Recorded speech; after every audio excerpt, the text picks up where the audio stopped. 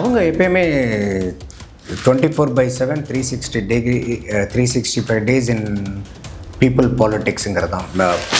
தேர்தல் முடிஞ்சு கூட எல்லாம் மற்றங்கும் போது அவங்க உடனே ஒரு போராட்டம் கூட இப்போ சமீபமாக அதை ஒரு போராட்டத்தில் கூட ஈடுபட்டாங்க. ஸோ இது வந்து மே 18ங்கிறது ரொம்ப ரொம்ப முக்கியமான ஒரு நாள். இனப்படுகொலைக்கு ஆளாக்கப்பட்டது. ஸோ அதையும் ஒரு அடையாளமாக வச்சு தான் 2009 நடந்த படுகொலை. அது இன மீட்பு நாளாகவும் இன எழுச்சி நாளாகவும் இனப்படுகொலையை மறக்காமல் இருக்கிறதுக்காகவும் ஒரு நாளாக நம்ம அதை இது பண்ணிகிட்ருக்கோம். உலகெங்கும் வாழக்கூடிய தமிழர்கள் யாராக இருந்தாலுமே இந்த வலியும் வேதனையும் வடுவும் தமிழர்கள் மட்டும் இல்லை, தமிழர்களையும் தாண்டி ஒரு மனித உணர்வு இருக்கக்கூடிய எல்லாத்துக்கிட்டையும் இந்த இனப்படுகொலைங்கிறது ஒரு ஆறாத வடு தான். என்ன பண்ணாலும் ஏது பண்ணாலும் இனிமேல் அது சரி செய்ய முடியாதது. அதை நாம் தமிழர் மாதிரி கட்சி வருஷம் அந்த முன்னெடுத்து அதை அடிப்படையாக வச்சு அதன் சார்ந்த அரசியலையும் அதன் சார்ந்த பாதிப்புகளையும் அதன் சார்ந்த அரசியல் விளைவுகளையும் தலைமுறைகிட்ட அடுத்த தலைமுறைகிட்ட கடத்திக்கிட்டு இருக்கிறது உள்ளபடியே வரவேற்கக்கூடியது தான். யார் ஜெயிக்கணும் யார் தோக்கணுங்கிறது அவர் தான் நிர்ணயிப்பார். போன தடவை 2021 சட்டமன்ற தேர்தலில் 83 தொகுதியில் வெற்றி யார் பெறணுங்கிறத சீமான் கட்சி தான் நிர்ணயிச்சது. 57 சீட்டு திமுக ஜெயிக்குது. அந்த 83ல் 26 சீட் அதிமுக ஜெயிக்குது. இந்த 83 தொகுதியிலையும் வெற்றி பெற்ற வேட்பாளர்களுடைய வாக்கை விட நாம் தமிழர்களுடைய வெற்றி வித்தியாசத்தை விட வெற்றி மார்ஜின், அந்த மார்ஜினை விட நாம் தமிழர் கட்சி வாங்கின ஓட்டு ஜாஸ்தி. அப்போ கிங் மேக்கருங்கிறது எனக்கு ஒரு 30 சீட்டு இருந்து நான் அந்த 30 சீட்டு யாருக்கு சப்போர்ட் பண்ணி நான் ஆட்சி அமைக்க வைக்கணும், அது மட்டும் கிங் மேக்கர் இல்லை.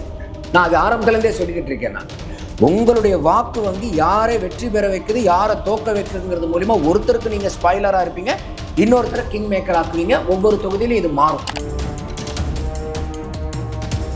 இந்த மாதிரி சீமானவர்களுக்கும் விஜய் அவர்களுக்கும் உண்டான வித்தியாசம் என்னன்னா, நம்ம பல நேரத்தில் உங்கள் இதிலே நான் சொல்லியிருக்கேன், சீமானவர்களுடைய கட்சியோ இந்த தேர்தல் வரக்கூடிய வெற்றியை தோல்வியை வச்சு அவங்களுடைய பயணம் பெரிய அளவுக்கு தடைபடாது. ஏன்னா அவங்க அவங்களுக்கு தெரியும் என்ன நடக்கும் என்ன நடக்காதுங்கிறது, அவங்களுக்கு ரியாலிட்டி புரியும். ஸோ அதனால தான் அவர் தோல்வியை கண்டு அஞ்சாதனால தான், தோல்வியை கண்டு துவண்டு போகாதனால தான் நான் தனியாகவே சண்டை செய்கிறேன், நான் கூட்டணிக்கு போகல. இப்போ கூட்டணிக்கு அவர் 8% வச்சிருக்கிறவர் போனாருனாக்கா இன்றைக்கி எந்த கட்சிக்கு போகிறாங்களோ அவங்க வெற்றி வாய்ப்பு ஈஸியாக கிடைக்குமே. அதையும் அவர் போகாத போது அவர் என்ன தனிச்சு நிற்கிறனால என்னென்ன பலன்கள்னு சீமானவர்களுக்கு தெரிஞ்சிருக்கிற மாதிரி என்னென்ன பலகீனங்கள்ங்கிறது அவருக்கு தெரியும் இல்லையா? அப்போ அது அவங்களுக்கு தெரிஞ்சிருக்கும். அதனால் பார்த்திங்கன்னா அந்த கட்சியை சார்ந்தவங்களுக்கும் தெரியும். அதனால் இந்த தேர்தலில் நமக்கு தோல்வி அடைஞ்சிட்டோம்னா அவங்கெல்லாம் துவண்டு போயிடுவாங்கன்னு நான் நம்பல. அந்த மாதிரி கூட்டமும் இல்லை. ஏன்னா அவங்க படிப்படியாக தான் வளர்ந்து வராங்க. ஓவர் நைட்டில் டக்குன்னு வளருது. விஜய்க்கு பின்னாடி பார்க்கும்போது பார்த்தீங்கன்னாக்கா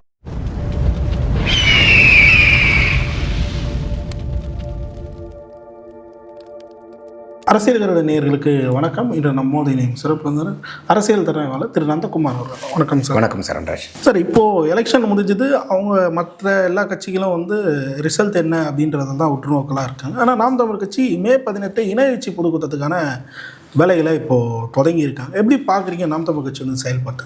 இல்லை, அவங்க எப்பயுமே 24/7 365 டேஸ் இன் பீப்புள் பாலிட்டிக்ஸுங்கிறது தான். தேர்தல் முடிஞ்சு கூட எல்லாம் மற்றங்கும் போது அவங்க உடனே ஒரு போராட்டம் கூட இப்போ சமீபமாக அதை ஒரு போராட்டத்தில் கூட ஈடுபட்டாங்க. ஸோ இது மே 18ங்கிறது ரொம்ப ரொம்ப முக்கியமான ஒரு நாள். இனப்படுகொலைக்கு ஆளாக்கப்பட்டது. ஸோ அதையும் ஒரு அடையாளமாக வச்சு தான் 2009 நடந்த படுகொலை. அது இன மீட்பு நாளாகவும் இன எழுச்சி நாளாகவும் இனப்படுகொலையை மறக்காமல் இருக்கிறதுக்காகவும் ஒரு நாளாக நம்ம அதை இது பண்ணிகிட்ருக்கோம். ஸோ 2009 கரெக்டாக அது ஒரு வருஷம் கழித்து மே 18 தான் நாம் தமிழர் கட்சியும் 2010 அவங்க ஸ்டார்ட் பண்ணுறாங்க. ஸோ நாம் தமிழர் கட்சியை பொறுத்த வரைக்கும் அவங்களுடைய மையப்புள்ளியே தமிழ் தேசிய அரசியல். அப்போ அந்த தமிழ் தேசிய அரசியலுக்கு உண்டுகோலாகவும் ஆணிவேராகவும் இருந்தது இலங்கை தமிழர்களுடைய அந்த இனப்படுகொலை.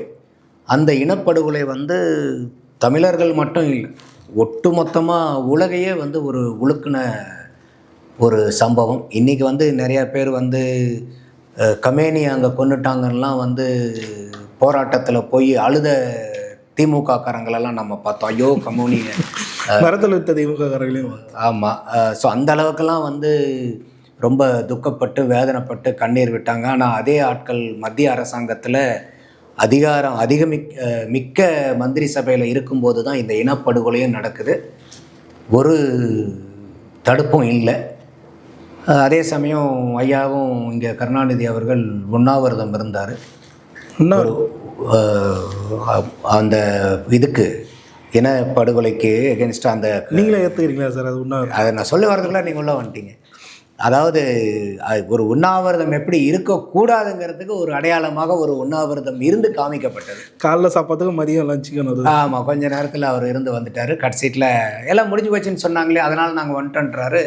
அதுக்கப்புறம் பெரிய அளவுக்கு சேதாரங்கள் ஏற்பட்டது. கனடா போன்ற நாடுகள்லாம் இதுக்கு பெரிய அளவுக்கு வந்து ஆதரவு குரல் கெடுத்தாங்க. UNHRC, United Nation Human Rights Commission வரைக்கும் இது போய் அவங்க அப்போ தீர்மானம்லாம் கொண்டு வந்தாங்க. அந்த தீர்மானத்துக்கு வந்து இந்தியா எதிர்த்து இலங்கைக்கு எதிர்த்தாக வாக்களிக்கும் போது கூட அப்போ இருந்த மத்திய அரசாங்கம் வந்து அதுக்கு எதிர்த்து வாக்களிக்காமல் அதில் தீர்மான வாக்களிப்பில் பங்கெடுக்காமையே வெளியேறினாங்க.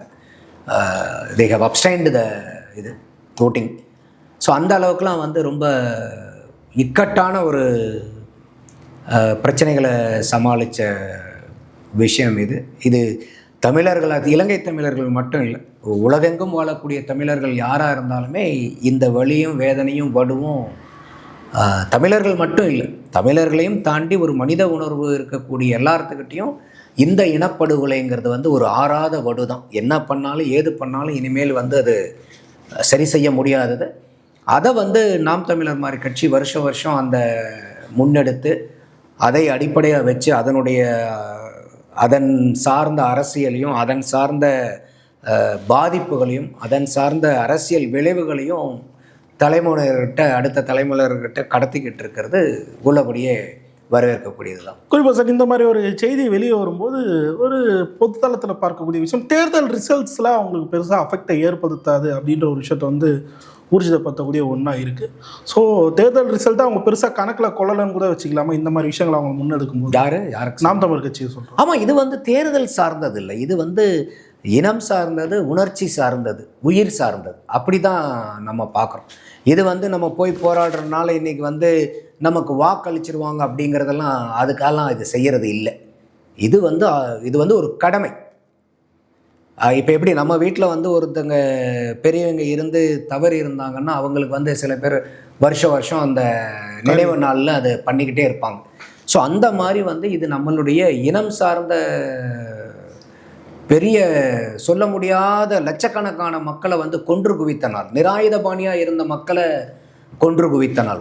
ஒரு போருக்கு போர் சண்டை நின்று செய்யும் போது சண்டையில் சாகிறங்கிறது வேற, நீங்கள் அடிக்க. ஆனால் அங்கே வந்து ஒரு நிராயுதபாணியாக இருந்த மக்கள், லட்சக்கணக்கான மக்கள் வந்து ஒரு நோ ஃபயர் ஜோனுங்கிற ரீஜனில் வந்து நீங்கள் ஒரு குண்டை போட்டு நேரடியான இராணுவ தாக்குதலை கொண்டு வந்து ஒன்றுமே இல்லாதவனால் பூரா அந்த ஒரு அவங்க சொல்கிறது என்னன்னா ஒரு 3 ஸ்கொயர் கிலோமீட்டர் தான் அந்த பிளேஸுங்கிறாங்க. அதுக்குள்ளார ஒரு ஆயிரக்கணக்கான குடும்பங்கள் வந்து இருந்துச்சு. அப்போல்லாம் வந்து 2007 வரைக்கும் நடந்த சண்டையில் இறந்தவங்களை விட, உள்நாட்டு போரில் இறந்தவங்களை விட இந்த 2008 to 2009 இறந்தவங்க தான் ஜாஸ்தி. அதுவும் குறிப்பாக அந்த கடைசீட்டில் இந்த 2009 இனப்படுகொலையும் போது இறந்தவங்க ரொம்ப ஜாஸ்தி அப்படிங்கிறது தான் தகவல்கள் சொல்கிறாங்க. ஸோ அதெல்லாம் பார்க்கும்போது இது அந்த காலகட்டத்தில் கூட அப்போ ஒரு ஒரு உணவுப் பொருள்களோ மருந்து பொருட்களோ நிவாரணப் பொருட்களோ அவங்க அந்த மக்களை கூட போய் சேராத அளவுக்கு வந்து தடைகள் செய்யப்பட்டது.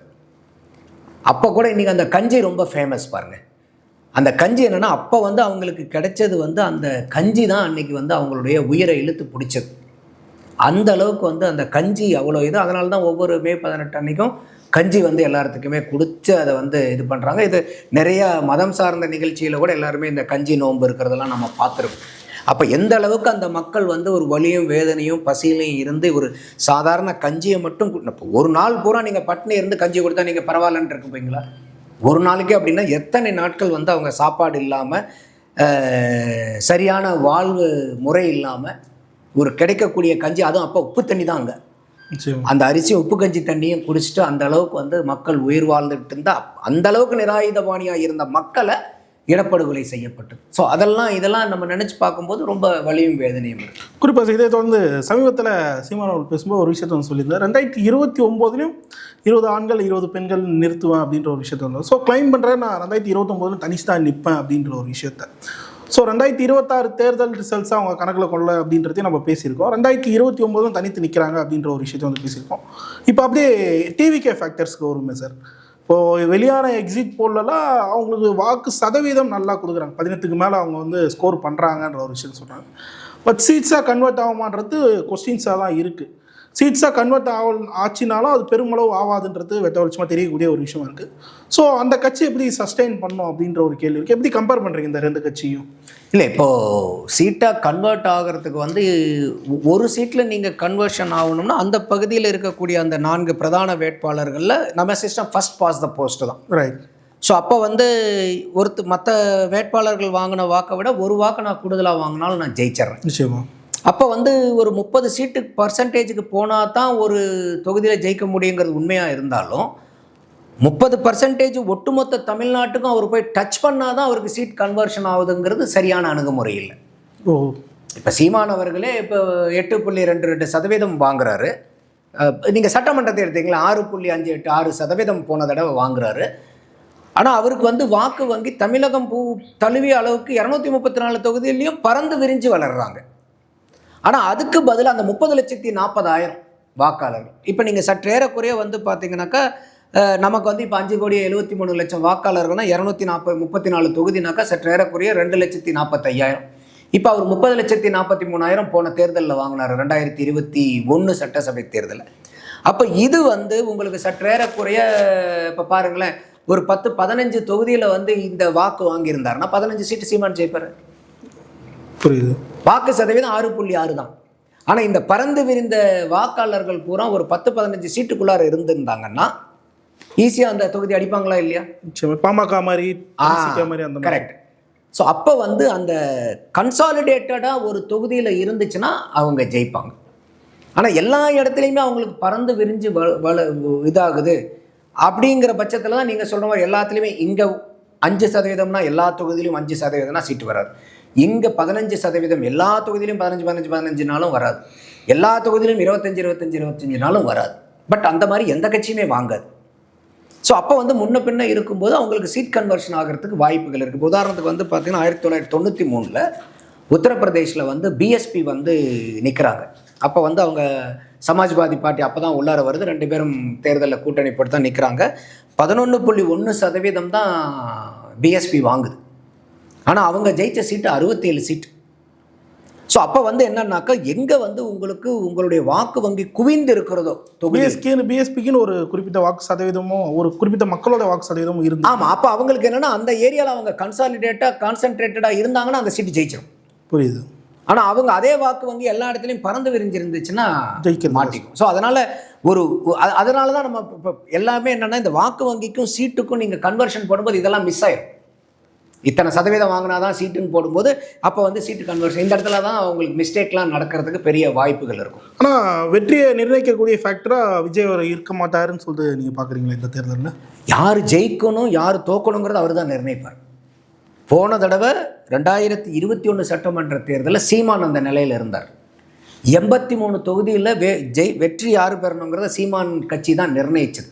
57 சீட்டு வந்து திமுக ஜெயிக்குது. அந்த 83ல் 26 சீட்டு அதிமுக ஜெயிக்குது. இந்த 83 தொகுதியிலையும் வெற்றி பெற்ற வேட்பாளர்களுடைய வாக்கை விட நாம் தமிழர்களுடைய அதாவது வெற்றி வித்தியாசத்தை விட வெற்றி மார்ஜின் அந்த மார்ஜினை விட நாம் தமிழர் கட்சி வாங்கின ஓட்டு ஜாஸ்தி. அப்போ கிங் மேக்கருங்கிறது வந்து எனக்கு ஒரு 30 சீட்டு இருந்து நான் அந்த 30 சீட்டு யாருக்கு சப்போர்ட் பண்ணி நான் ஆட்சி அமைக்க வைக்கணும் அது மட்டும் கிங் மேக்கர் இல்லை. நான் அது ஆரம்பத்துலேருந்தே சொல்லிக்கிட்டு இருக்கேன். நான் உங்களுடைய வாக்கு வங்கி யாரை வெற்றி பெற வைக்குது யாரை தோக்க வைக்குங்கிறது மூலிமா ஒருத்தருக்கு நீங்கள் ஸ்பாய்லராக இருப்பீங்க, இன்னொருத்தரை கிங் மேக்கர் ஆக்குவீங்க. ஒவ்வொரு தொகுதியிலும் இது மாறும். ஒரு தொகுதியில் திமுகவை ஜெயிக்க வச்சு கிங் மேக்கராக இருப்பார், திமுகவுக்கு அதிமுகவுக்கு ஸ்பாய்லராக இருப்பார். இன்னொரு தொகுதியில் திமுக ஸ்பாய்லராக இருந்தால் அதிமுகவை ஜெயிக்க வச்சிருப்பார். அந்த மாதிரி இன்னைக்கு வந்து விஜய் அவர்களுக்கு நான் இது ஆரம்பத்துலேருந்தே சொல்லிட்டு இருந்தேன். பல பேர்த்துக்கு வந்து பார்த்திங்கன்னா என்னுடைய கருத்தில் உடன்பாடு இல்லாமல் இருந்தாங்க. பட் நம்ம உண்மையை சொல்லி தான் ஆகணும். விஜய் அவர்களுக்கு நம்ம ஏற்கனவே கணிச்சது 15 to 20%. நம்ம அப்போ கூட சார் இதெல்லாம் எதை வச்சு சொல்கிறாரு, இவனா அடிச்சு விட்டுக்கிட்டு இருக்காங்கங்கிற மாதிரிலாம் கூட நிறைய சொன்னாங்க. பட் என்னுடைய கணிப்பு 15 to 20%. இன்றைக்கி எல்லாமே நீங்கள் ப்ரீ போல் ஆகட்டும் எக்ஸிட் போல் ஆகட்டும் வரீங்க பூராமே எல்லாமே இதை தான் சொல்லிக்கிட்டு இருக்காங்க. எனக்கு நான் இப்போ கூட ஆச்சரியம் என்னன்னா, ஒரு 25% அவர் போனார்னா கூட ஆச்சரியப்படுறதுக்கு இல்லை. பட் சீட்ஸாக கன்வெர்ட் ஆக மாட்டேற கேள்வி இருக்குல்ல. சீட் வந்து நான் தான் இப்போ எங்கெங்கெல்லாம் கான்சென்ட்ரேட்டடாக கிடைச்சதுன்னா சீட் கன்வெர்ட் ஆகும். அதுக்கு தான் நான் உங்களுக்கு கிடைக்குமான்னு கேட்குறேன். தெரியல, ஏன்னா இப்போ இது வந்து ஃபஸ்ட்டு தானே இவங்களுடைய தேர்தல். இப்போ சீமான் அவர்களுக்கு வந்து நீங்கள் எடுத்து வச்சு பார்த்தீங்கன்னா எந்தெந்த தொகுதியில் அவர் அதிகமாக வாங்கியிருக்காரு, அதிமுக எந்தெந்த தொகுதியில் வாங்கியிருக்கு, திமுக எந்தெந்த தொகுதியில் வாங்கியிருக்கு, நீங்கள் தொகுதி வாரியாக நீங்கள் கணக்கு போடலாம். இப்போ உதாரணத்துக்கு நம்ம வந்து காரைக்குடியை பேசணும். போன தடவை அதிமுக கூட்டணி அங்கே தோத்துருந்தாலும் அமமுக உள்ளவர் இருந்தால் ஜெயிச்சிருக்குன்னு சொல்கிறோம். எதனுடைய அடிப்படையில் சொல்கிறோம்? ஒரு பேஸ் இருக்குது, அவங்க வாங்கின ஒரு இருக்குது. இன்னைக்கு விஜய் அவர்களுக்கு இல்லை. அப்போ விஜய் அவர்கள் இந்த தேர்தலில் ஜெயிச்சு வரும்போது தான் அவருக்கு அதிகமான வாக்காளர்கள் எந்தெந்த தொகுதியில் இருக்காங்கங்கிறது இந்த மே 4க்கு அப்புறம் அந்த பட்டியல் வெறியும் வரும்போது தான் தெரியும். அப்போ நமக்கு இந்த 234 தொகுதியிலையும் சமமாக இருக்குதா, இல்லை 234 தொகுதியில் வந்து எது வந்து அதிக பலமாக இருக்குது, எது வந்து வீக்னஸாக இருக்குது. அப்போ அதெல்லாம் நமக்கு தெரிஞ்சதுக்கு அப்புறம் தான் ஒரு கட்சியை சார்ந்தவங்க வந்து எந்த மாதிரி கூட்டணி வைக்கணும், எந்த மாதிரி வந்து அவங்களுடைய கூட்டணி இல்லைனாலும் அரசியல் நடவடிக்கைகள் எடுக்கணும், எப்படி வந்து ஓட்டர்ஸை வந்து மொபிலைஸ் பண்ணணுங்கிறதெல்லாம் அதுக்கப்புறம் தான் அந்த ஸ்ட்ராட்டஜி எடுக்க முடியும். இப்போ வந்து இது கம்ப்ளீட்லி வந்து ஒரு டார்க் ஹார்ஸ் விஜயை பொறுத்த வரைக்கும். இது எந்த இடத்துல எங்கே எப்படி பிஹேவ் பண்ண போகுதுங்கிறது யாருக்குமே தெரியாது. இப்போ நானே ஒரு 15 to 20 வரும், 25 போனாலும் ஆச்சரியப்படுறதுக்கு இல்லைன்னா இது வந்து நம்மளுடைய ஒரு யூகம். நம்ம அறிவு கட்டினதுக்கு நம்ம சொல்கிறோம். நம்ம என்ன பெரிய ஞானி கிடையாது இல்லை. அப்போ நம்ம அறிவு தப்பாக போகலாம்ல.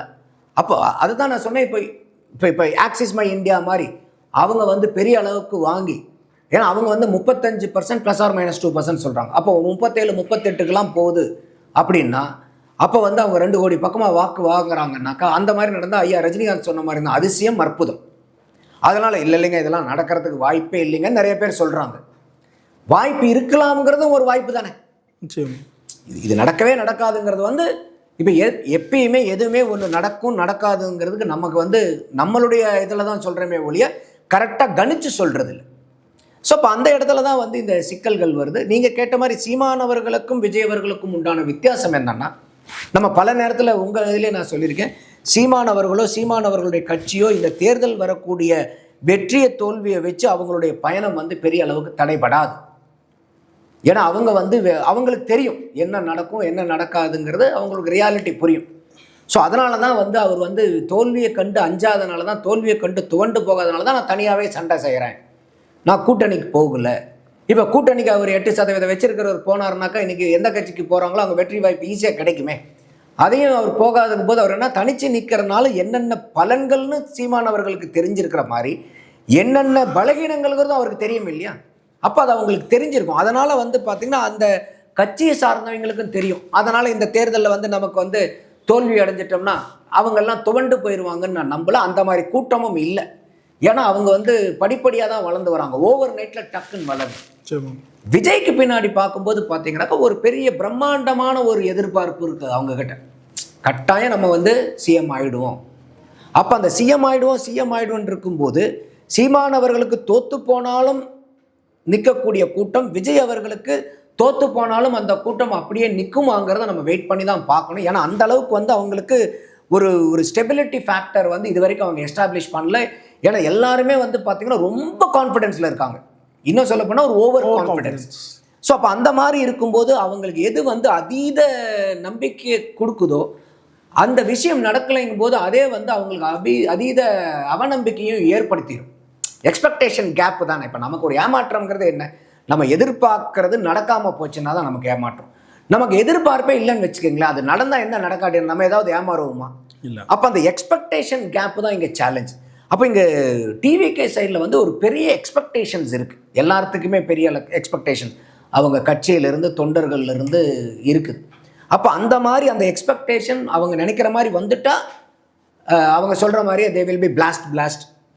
சப்போஸ் வரலன்னா அதை அந்த பெரிய செட்பேக் ஆகும் அவங்களுக்கு, மக்கள் மத்தியில், வாக்காளர்கள் மத்தியில், நிர்வாகிகள். அதை வந்து அவங்க உத்வேகப்படுத்தி ஊக்கப்படுத்தி திருப்பி அவங்கள கொண்டு வந்து அடுத்த 5 வருஷம் அவங்கள வந்து அரசியல் பாதையில் நடைபோட வைக்கிறது. அதாவது ஒரு வேளை தோல்விங்கிற பட்சத்தில் நான் தோற்றுருவாங்கன்னு சொல்லலை, ஜெயிச்சிருவாங்கன்னு சொல்லலை. வெற்றி பெற்றா என்ன நடக்கும், தோல்வி பெற்றா என்ன நடக்கும். அப்போ தோல்வி வந்து இப்போ அவங்களுக்கு சீட்டு கிடைக்காமையே வந்து போகுதுன்னு வச்சுக்கிங்களேன். உதாரணத்துக்கு இல்லை விஜய் அவர்களே தோற்று போயிடுறாரு, ஒரு ஆர்கியூமெண்ட் சேர்க்குக்கு தான் இது. விஜய் அவர்கள் தோக்கணுங்கிறது நம்மளுடைய தனிப்பட்ட எண்ணம். அந்த மாதிரி நடந்துச்சுன்னா அவங்கள நம்பிக்கையை ஏற்படுத்தி அவங்கள மறுபடியும் திருப்பி அடுத்த 5 வருஷத்துக்கு இந்த அரசியல் பாதையில் கூட்டிகிட்டு போகிறதுக்கு ஒரு பெரிய தலைமைத்துவமும் பெரிய அரசியல் ஆளுமைகளும் அங்கே தேவைப்படுவாங்க. ஸோ அது அந்த இடத்துல இருந்து சரியாக அவங்கள வழி நடத்தி அவங்கள கொண்டு வந்தாங்கன்னா கட்டாயமாக 2031 பயங்கரமான ஃபோர்ஸாக மாறுவாங்க. ஏன்னா இப்பயுமே என்னுடைய கணிப்பு என்னன்னா, எம்ஜிஆர் அவர்களை தவிர மீதி யார் வந்து தனிப்பட்ட முறையில் கட்சி ஆரம்பித்து அவங்க வாங்கின முதல் தேர்தலில் வாங்கின வாக்கை விட விஜய் அவர்கள் அதிகமாக வாங்குவார். இதை நான் பல நாட்களாகவே மாதங்களாகவே சொல்லிக்கிட்டு இருக்கிறது தான். அதில் எனக்கு மாற்று கருத்து இல்லை. ஸோ அப்படி வாங்கினாலும் அந்த வெற்றியை அவங்க உணர்வுறாங்களா, அந்த உணரக்கூடிய இடத்துல இருப்பாங்களாங்கிறது தான் என்னுடைய கேள்வி. அப்படி அது வந்து ஒரு மாபெரும் வெற்றின்னு அதை உணர்ந்து அடுத்த கட்டத்தை நோக்கி பயணிச்சாங்கன்னா கட்டாயமாக அவங்களுக்கு வந்து ஒரு பிரகாசமான அரசியல் இருக்குன்னு தான் நான் பார்க்குறேன். ஒரு செய்தி வந்து இறுதியாக ஒரே ஒரு சார், இப்போ காரைக்குடி கான்ஸ்டிடுவன்சி மட்டும் இருக்கும்போது அங்கே சில பேர் எடுத்த அந்த லோக்கல் பாடிஸ் எக்ஸிட் போல வந்து ட்விட்டரில் நிறைய பார்க்க முடியுது. அங்கே ஒரு டஃப் ஃபைட் சீமான் கொடுக்குறாரு அப்படின்ற ஒரு விஷயத்தையும் சொல்கிறாங்க. வெற்றி எளிதல்ல அப்படின்ற மாதிரி ஒரு விஷயத்தையும் சொல்கிறாங்க. நீங்கள் எப்படி பார்க்குறீங்க அதை? இல்லை, முதல்ல வந்து பார்த்தீங்கன்னா சீமான் அவர்கள் நம்மளே பல நேரம் பேசியிருக்கிறோம், காரைக்குடி சீமான் அவர்களுக்கு பெரிய அட்வான்டேஜாக இருக்குது. ரைட். ஏன்னா அந்த இடத்துல வந்து இப்போ 4 முனை போட்டியாக மாறுச்சு. காங்கிரஸ் ஏற்கனவே அங்கே மாங்குடி இருக்கார், அடுத்தது தாவேகா நிற்கிது, அதிமுக ப்ளஸ் அமமுக. போன தடவை வந்து அந்த 2 அமமுகவும் அதிமுகவையும் வாங்கினதை எடுத்தோம்னா ஈஸியாக அதிமுக அந்த இடத்த பிடிக்குது. பாஜகவும் இல்லை அமமுக அவங்களுடைய அமமுகவும் பாஜகவும் போட்டி போட்டாங்க. அவங்க இல்லை அமமுக தனியாக வாங்கின வாக்கு அந்த தொகுதியில் போன தடவை சேர்த்திருந்தா அதிமுக கூட்டணிக்கு அந்த வெற்றி கிடைக்குது. 10,000 வாக்குகள் வித்தியாசம். ஆமாம். அடுத்தது வந்து நாம் தமிழர் கட்சி. அப்போ இந்த 4 முனை போட்டியாக இருக்கிறனால கட்டாயம் வந்து சீமான் அவர்களால ஒரு பெரிய தாக்கத்தை அந்த இடத்துல ஏற்படும். ஏன்னா அவர் வந்து ஒரு முதல்வர் வேட்பாளர். ஸோ அதனால் வந்து அந்த தொகுதியில் வந்து நம்ம ஒரு குரல் ஓங்கி ஒலிக்கக்கூடிய குரல் இருக்குங்கிறது சாதாரணமாகவே வாக்கு செலுத்துகிறவங்களுக்கு இருக்கும். அதுதான் நம்மளுடைய பார்வை. ஆனால் கடைசி நேரத்தில் என்ன நடந்துச்சுனாக்கா, உள்ளடி வேலை வந்து காங்கிரஸ்காரங்க வந்து தாவேகாக்கு ஓட்டை வந்து ஷிஃப்ட் பண்ணுற வேலையை பார்த்தாங்க. அது கூட நிறைய இடத்துல நம்மளே பேசியிருந்தோம். அந்த ஆடியோ மெசேஜ் வந்து அந்த வேட்பாளர் தாவேகா வேட்பாளருடைய அப்பா வந்து அவருடைய நண்பர்கள் காங்கிரஸ் இருக்கிறவங்களை வச்சு, அது ஊர் பேர் வந்து அவருடைய பேர் வரும், பேர் மறந்து வச்சு. ஸோ அவர் வந்து தனியாக என்ன இண்டிபெண்ட் கேண்டிடேட்ஸ்க்கெலாம் ஃபோன் பண்ணி நீங்கள் இங்கே வந்து வேலை பாருங்கள், உங்களுக்கு பண்ணுறதை நாங்கள் பண்ணிடுறோம், என்ன செய்யணுமோ அதை செஞ்சிடறோம், வாக்குகளை இப்போ சில பேர் அதில் ஒருத்தர் சொல்கிறார், இல்லை நான் தாங்க போன தடவை நின்று அதிகமாக வாங்கின சுயேட்சை வேட்பாளர் நான் தாங்கன்னு அவர் வீராசமே சொல்கிறார். அவர் சுதாரிச்சுக்கிட்டே இல்லைங்க, நீங்கள் வாபஸ்லாம் வாங்க வேண்டாம், அந்த வாக்கை மட்டும் இங்கே மாற்றி விட்டுருங்க போதும், நீங்கள் வாபஸ்லாம் வாங்க வேண்டாம், எனக்கு போதாதீங்க, நீங்கள் இந்த வாக்கை மட்டும் இங்கே மடைமாற்றி விட்டுருங்கன்ட்டு. ஸோ இதை தான் வந்து விஜய் அவர்களும் பேசியிருந்தார். கல்லாப்பட்டி காங்கிரஸ் கூட்டணி அங்கே இருக்குது, உண்மையான காங்கிரஸ் எங்களோட இருக்குதுன்னு பேசுனதுக்கு இது வந்து ஒரு உதாரணமாக இல்லையான்னு தெரியல. ஸோ அப்போ அந்த மாதிரி போகும்போது இன்றைக்கி அங்கே காங்கிரஸ் கட்சிக்குள்ளார ஒரு உள்ளடி வேலை நடந்து அந்த காங்கிரஸ்னுடைய வாக்கை வந்து தாவேகாக்கு கன்வெர்ட் பண்ணக்கூடியது அங்கே நடந்துருச்சு. அது நடந்துருந்துச்சுன்னா டஃப்பான 4 கார்னர் ஃபைட் வந்து 3 கார்னர் ஃபைட்டாக மாறிடும் நிச்சயமாக. ஸோ அப்போ வந்து நம்மளுடைய எண்ணம் என்னென்னா, அந்த தொகுதி வந்து சீமான் அவர்கள் வெற்றி பெற்று வந்தாருன்னா ஒரு நல்ல அசம்பிளியில் கேள்வி கேட்குறதுக்கு ஒரு அருமையான ஒரு எம்எல்ஏ நமக்கு கிடைப்பாருங்கிறது என்னுடைய பார்வை. பட் அந்த மக்கள் என்ன முடிவெடுக்கிறாங்கிறத நம்ம பொறுத்திருந்து பார்க்கணும். அதோட அவர் இந்த தடவை ஜெயிச்சு சட்டசபைக்கு போனாங்கன்னா அது வந்து ஒரு பெரிய நம்பிக்கையும் சமுதாயத்துக்கு கொடுக்கணும்னு நான் பார்க்குறேன். சார் பல்லறிகளை தெளிவாக நேரத்துக்கு நன்றி சார். நன்றி சார்.